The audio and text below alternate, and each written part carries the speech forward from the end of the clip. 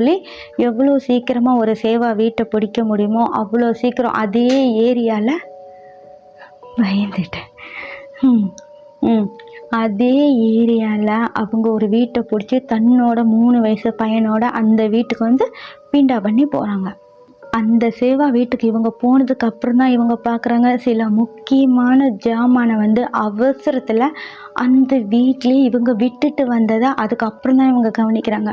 அதை போய் எடுத்தே ஆகணும். அதனால அவங்க என்ன பண்ணுறாங்கன்னா, ஒரு பகல் டைமு தான், அவங்க நைட்டு போகலை, பகல் டைமு தான், மத்தியானம் இந்த மணி ஒரு 12, 1லாம் இருக்குல்ல, இந்த மாதிரி டைமில் வந்து அவங்க என்ன பண்ணுறாங்கன்னா, அவங்களோட 3 வயசு பேபி அந்த பையன் இருக்கான் இல்லையா, அவனை வந்து பக்கத்து வீட்டில் பார்த்துக்க சொல்லி கொடுத்துட்டு, நான் கொஞ்ச நேரத்தில் என் வீட்டில் போய் அந்த ஜாமானை எடுத்துகிட்டு உடனே எவ்வளோ சீக்கிரம் வர முடியுமோ அவ்வளோ சீக்கிரம் நான் வந்துடுறேன்னு சொல்லி பையனை அந்த அம்மா கிட்ட கொடுத்துட்டு இவங்க அவங்க வீட்டுக்கு ஜாமான் எடுக்க போகிறாங்க.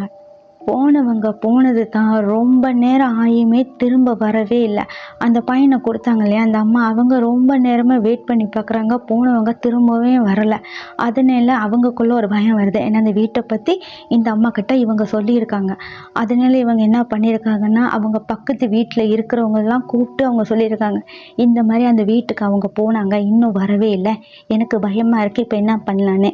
அந்த இடத்துல இருக்கிற ஒரு 2, 3 ஆம்பளை ஆள் கூட்டிட்டு இவங்க எல்லாமே அந்த வீட்டுக்கு போகிறாங்க. இவங்கள தேடி அந்த வீட்டுக்குள்ளே போய் பார்க்கும் போது தான் அந்த வீட்டில் ஒரு ரூமில், நான் சொன்னேன் இல்லையா அவங்களோட ரூம்பு அந்த மெத்தெல்லாம் அழுக்காக இருக்கும் மேலே ஓட்டில் ஓடுறதுன்னு, அது வந்து அவங்களோட மாஸ்டர் பெட்ரூம் தான்.